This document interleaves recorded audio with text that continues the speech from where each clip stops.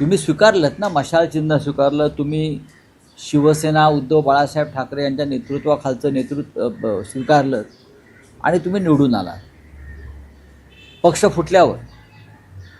तसंच अजित पवार यांनी पक्ष फोडल्यावर माननीय शरद पवार साहेबांच्या नेतृत्वाखालचा मूळ राष्ट्रवादी काँग्रेस पक्ष हा तुतारी या चिन्हावर निवडणुकीत उतरला लोकसभेच्या.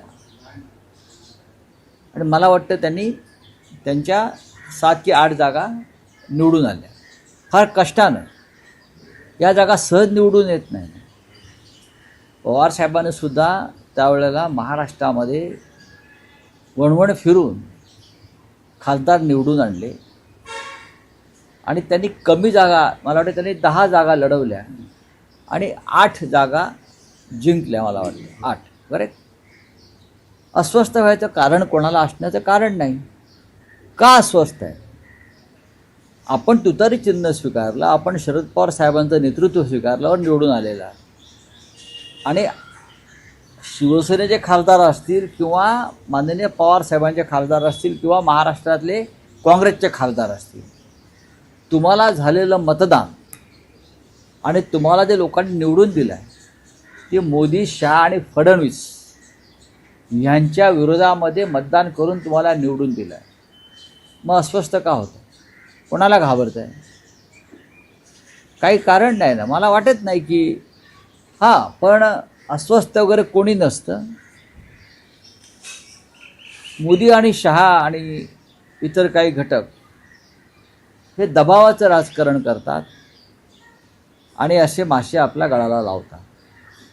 पृथ्वीराज चव्हाण हे ज्येष्ठ नेते आहेत, काँग्रेसचे नेते आहेत. त्यांच्याकडे असलेली माहिती त्यांनी नक्कीच माननीय पवार साहेबांकडे पोचवली असेल, एवढंच मी मानतो. नाही रावसाहेब, तुम्ही म्हणता की अस्वस्थ असण्यामागे काही कारण आमचे का आता आमचे 6 गेले, कशा करता अस्वस्थ होते? नाही, अस्वस्थ होण्यामागचं मूळ कारण हा निधी असतो. कारण त्या मतदारसंघाचा विकास किंवा त्या कसला विकास करतायत? कसला विकास? 100 कोटी दिले तर हे विकास नाही करू शकत. नरेंद्र मोदी वाराणसीचा विकास नाही करू शकले अजून. नागपुरात जाऊन बघा काय विकास आहे तो. कसला विकास? कसा विकास कोसळतोय तो बघा तुम्ही. नांदेडला काल पूल कोसळला, मिसिंग लिंक कोसळला, अख्ख्या राज्यभरात रस्त्यांवर खड्डेच खड्डे. हा विकास? कोणत्या विकासासाठी यांना अस्वस्थ व्हायचं कारण आहे? लोकांमध्ये राहायचं, पुढल्या निवडणुकीसाठी संघर्ष करायचा आणि आम्ही सत्तेत येऊ हा आत्मविश्वास ठेवायचा. 2029ला देशामध्ये इंडिया आघाडी सत्तेमध्ये येणार आणि महाराष्ट्रामध्ये 2029ला हे भ्रष्ट सरकार आम्ही उखडून फेकून देऊ, हा आमचा आत्मविश्वास आहे. अस्वस्थतेचं दुसरं कारण असं असू शकतं की एनसीपी, काँग्रेस या पक्षातल्या अनेक खासदारांच्या सहकारी संस्था, साखर कारखाने अशा संस्था आहेत. त्यामुळे साहजिकच या तुम्हाला दबाव येतो. मग तुम्हाला माननीय पवार साहेबांकडून उमेदवारी लढताना जिंकताना हे आठवलं नाही का? आपण माननीय पवार साहेबांकडून व त्यांच्या पक्षाकडून उमेदवारी घेताना, त्यांच्याकडून कष्ट करून घेताना, व आमच्याकडे जे 6 खासदार गेले पक्षाची उमेदवारी घेताना, उद्धव ठाकरे यांच्याकडून कष्ट करून निवडणुका जिंकून घेताना कोणाला काय वाटलं नाही का? वाटलं ना. काँग्रेस पक्षाचे सुद्धा जे खासदार निवडून आले त्यासाठी काँग्रेस पक्षाचेही कष्ट आहेत ना. मग राहुल गांधी असतील, सोनिया गांधी असतील, इथे तेव्हा नाना पटोले अध्यक्ष होते. या सगळ्यांचे कष्ट आहेत. तेव्हा तुम्हाला अस्वस्थता का वाटत नाही? अरे बापरे, मी या पक्षात आलो तर माझे साखर कारखाने, सहकारी कारखाने काय जे आहेत ते अडचणीत येतील. आम्ही विरोधी पक्षात असताना तुम्ही आमच्याकडे आलेला आहात. आम्ही सत्तेत नव्हतो हे तुम्हाला माहिती आहे. रावसाहेब, शरद पवारांनी एकनाथ शिंदेची भेट घेतल्यानंतर आपण टीका केली होती. त्यानंतरचा टायमिंग आहे तुमच्याकडनंही फडणवीसांची भेट घेण्यात आली. आमच्याकडनं म्हणजे कोणाकडून? आमदार आणि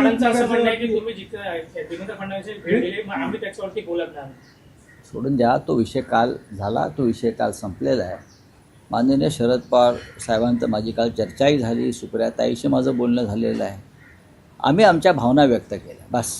तुमच्या ज्या भावना व्यक्त केल्या, टीका केली की एनसीपीचे नेते तुमच्यावर टीका करत आहेत, शिंदे शिवसेनेचे मंत्री आमदार तेही टीका करतात. त्यांचं असं म्हणणं आहे की संजय राऊत ह्या विषयात राजकारण आणून पाहत आहे. नाही, नाही, संजय राजकारण- राऊत यांनी हे करू नये, परत ही भेट ही काही निव्वळ योगायोग होती असेल ना. अशा सगळ्या अनेक गोष्टी त्यांनी आम्ही म्हटलेल्या आहेत. आमच्या भावना शिंदे व्यक्त असं म्हणतात केल्या. की खरं तर एवढे मोठे नेते जर मला भेटत असतील तर इतक्या छोट्या मनाने टीका केली जाऊ नये. मी हा अजिबात कद्रूपणा झाला म्हणतात. मी हो ठीक आहे, कद्रूपणा आहे म्हणा, कद्रूपणा आहे. ज्या पद्धतीनं तुम्ही एकनाथ शिंदेविषयी मी वारंवार सांगितलं, त्यांनी पक्ष सोडला आणि ते भारतीय जनता पक्षात गेले म्हणून आमचं भांडण नाहीच आहे. बाळासाहेब ठाकरेंच्या शिवसेनेवर त्यांनी दरोडा टाकला अमित शहांच्या मदतीनं, हे भांडण आहे. अजित पवार पक्ष सोडून गेले पवारांचा म्हणून भांडण्याचं कारण नाही. शरद पवारांच्या हयातीत त्यांनी स्थापन केलेला पक्ष अमित शहाच्या मदतीनं तुम्ही चोरताय, जसे राम मंदिराची लूट करताय तसे ही पण तुम्ही लूट केलीत. हा वादाचा विषय, आणि हा वादाचा विषय सध्याचा राष्ट्रवादी काँग्रेसनं सुद्धा कायम ठेवला पाहिजे. माझ्यासारखा माणूस आहे हे अशा गोष्टी विसरत नाही, कारण आमचं अख्खं आयुष्य बाळासाहेब ठाकरेंबरोबर गेलेलं आहे. बाळासाहेब ठाकरेंच्या पक्षाचे मालक तुम्ही कसे काय झालात? तुम्ही कशा आईबाप झालात त्या पक्षाचे? किंवा पवारसाहेबांच्या पक्षाचे आईबाप पार्थ पवार, जय पवार, सुनेत्राताई पवार, सुनील तटकरे, प्रफुल्ल पटेल, हे शरद पवारांनी स्थापन केलेल्या पक्षाचे आईबाप होऊ शकतात का? आणि बाप आहे ना अजून तिकडे सिल्वरओकला किंवा वाय.बी. चव्हाण प्रतिष्ठानला बसलेला असतो. हे मिस्टर ते तुम्ही यांची नावं घेतलीत ना माझ्यावर टीका करणाऱ्यांना, ही एक स्वाभिमानाची ठिणगी मनामध्ये असायला पाहिजे, ती आमच्यामध्ये आहे. पण कालचा जो विषय झाला त्यानंतर हा विषय आता बंद, नाही, यापुढे असं हा नाही. विषय किंवा माननीय शरद पवार साहेब हे आमचे नेते आहेत, महाविकास आघाडीचे ते सुप्रीम लीडर आहेत. त्यांच्या मनात माझ्याविषयी कायम श्रद्धा आणि आदर हा राहिला आणि राहील, त्यांचे माझ्यावर प्रेम आहे. मला काल वाटलं की आम्ही अस्वस्थ झालो, ती मी अस्वस्थता व्यक्त केली. आणि काय एकनाथ शिंदे सांगतात आम्हाला कद्रूपणा, तुमच्यातला किती कद्रूपणा आतमध्ये कुठून भरला आहे, तो जर बाहेर काढला तर काय कराल तुम्ही? ज्या पक्षानं, ज्या उद्धव ठाकरेंनी तुम्हाला इथपर्यंत पोचवलं त्यांच्याविषयी तुम्ही काय कृतज्ञता ठेवली?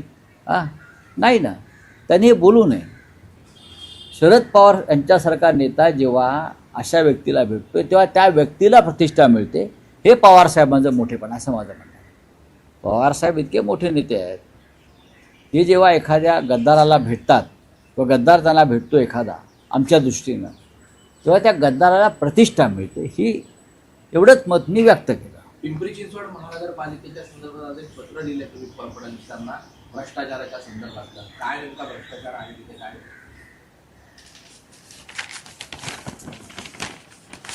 हे त्या भ्रष्टाचाराचे पुरावे आहेत.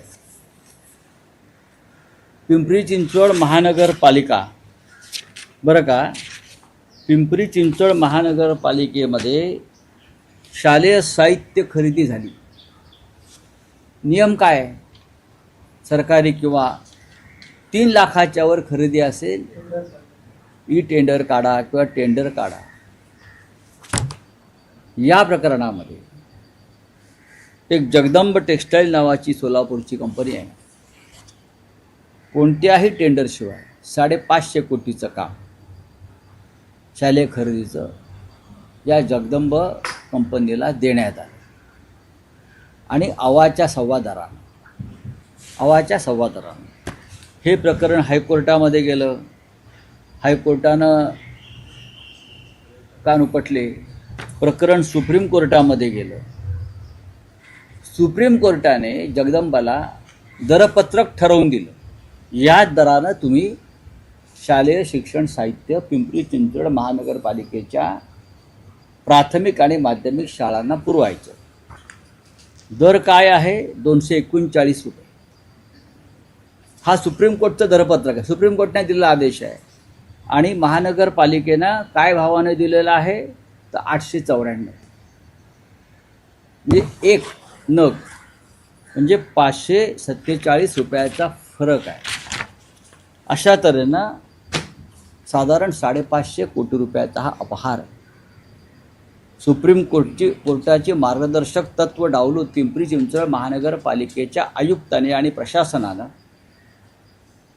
महाराष्ट्राच्या फडणवीस मंत्रिमंडळातील एका वरिष्ठ मंत्र्यानं एक फोन केला, दबाव आणला की हे काम यांना द्यायचं, टेंडर काढायचं नाही. हे बेकायदेशीर आहे, हा भ्रष्टाचार आहे आणि संबंधित मंत्र्याला ताबडतोब त्या दिवशी 55 कोटी रुपये पोच झाले. कोण मंत्री? बरं का, संबंधित मी त्याच्यामध्ये माझ्या पत्रामध्ये सांगितलं, हे मंत्री कोण देवेंद्रजींना माहिती आहे. मुंबई महानगरपालिकेला माझं पूर्ण होत आहे. हे पैसे त्या संबंधित वरिष्ठ मंत्र्याला मिळालेले आहे, अधिकाऱ्यांना मिळालेले आहे. याच्यामध्ये पिंपरी चिंचवड महानगरपालिकेचं प्रचंड नुकसान झालेलं आहे आणि अद्यापही गणवेश मुलांना मिळालेले नाहीत. कळलं? कोण आहेत हे भ्रष्टाचार करणारे? याने महाराष्ट्राची बदनामी झाली आहे. मुलांच्या शालेय शिक्षणाच्या साहित्यामध्ये खरेदी भ्रष्टाचार करतात, यात काय बदनामी होत नाही महाराष्ट्राची? कोण आहेत ते मंत्री? हे मंत्री जाहीर करावं स्वतः देवेंद्र फडणवीस यांनी. सुप्रीम कोर्टला तुम्ही जुमानत नाही, तुम्ही सुप्रीम कोर्टानं आखून दिलेल्या मार्गदर्शक तत्वांवरती काम करत नाही. आणि किती 594 रुपयाचा फरक आहे एका नगामागे. म्हणजे किती किती कोटी, शेकडो कोटीचा भ्रष्टाचार. पिंपरीत कुठे गेले ते मुलुंडचे नागडे पोपटलाल? जाऊन नाचा तिकडे आता आयुक्तांच्या दालनाबाहेर. जर तुमच्या अंगावर कमरोती का कपडे उरले असतील तर दाखवा ना. कुठे ईडी, कुठे अँटी करप्शन? हा विषय गंभीर आहे, हा विषय आम्ही पुढे नेणार आहोत. मुंबई मनपाला जेम पोर्टल मधून खरेदी करायला लागली.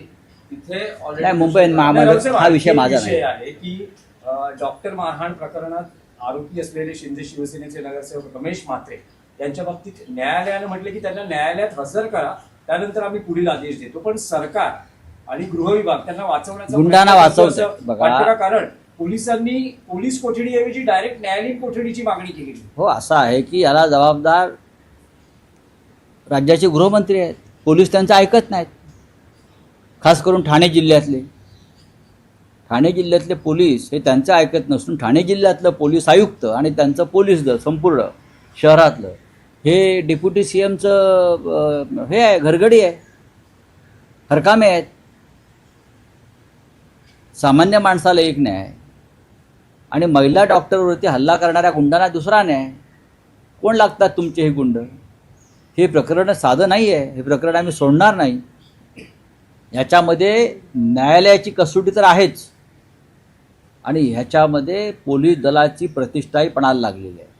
पोलीस कोणाच्या घरगडासारखं काम करताय ठाण्यातलं हे आता ह्यावेळेला दिसेल. बोलिये. आणखी एकच विषय आहे. महाराष्ट्रातला समान नागरी कायदा महाराष्ट्रात लागू करण्यासंदर्भात हालचाली सुरू झाल्या आहेत. काल असे संकेत राज्याचे मुख्यमंत्री फडणवीस यांनी दिले. हो, समिती स्थापन केली ती आहे. कमिटी जर पाहिली असेल तर आपल्याला कळेल त्या कमिटीवरती कोण कोण आहेत ते. कमिटीमध्ये सर्वसमावेशक अशी कमिटी पाहिजे ना, जे महान एका विचाराचे, बरं का, एकविचारी असे लोक त्यात घेतलेले आहेत.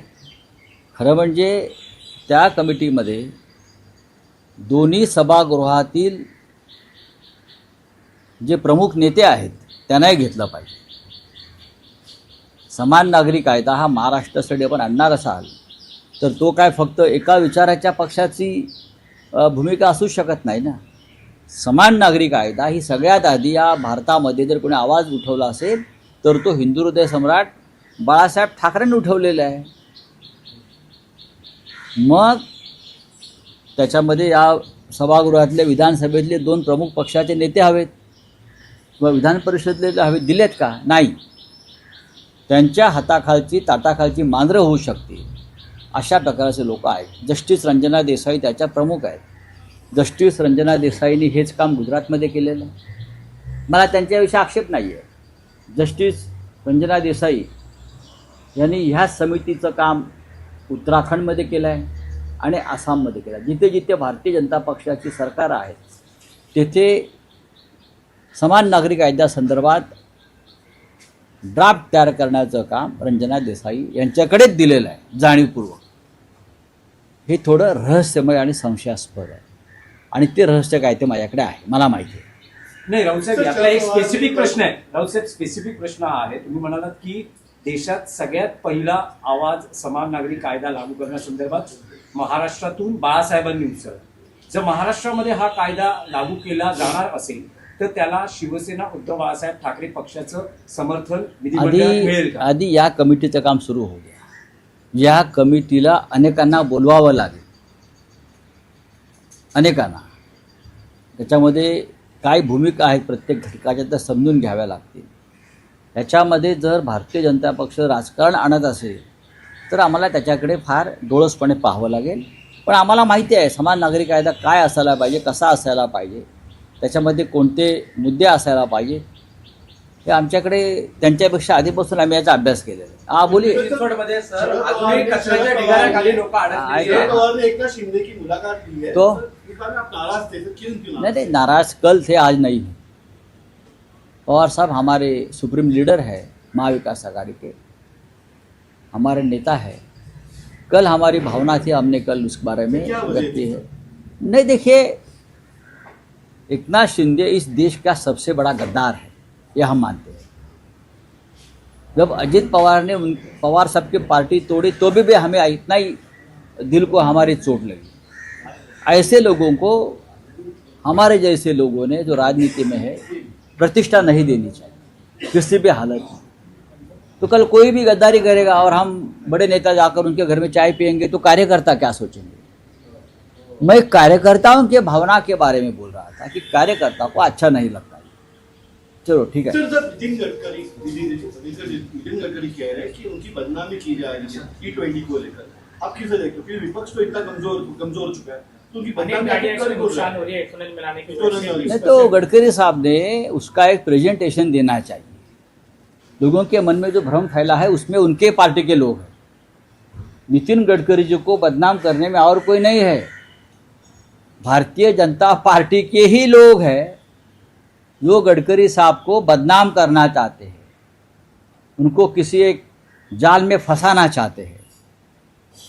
जैसे 2014 से पहले उनका जो सेकंड टर्म पार्टी अध्यक्षता की हो रही थी तब भी उनको इस तरह से फंसाया गया. एक वो मजबूत दावेदार है प्रधानमंत्री पद के, इसीलिए उनको बदनाम करो, इतना बदनाम करो कि लोगों के मन में उनकी छवि, उनकी प्रतिमा बहुत खराब हो जाए.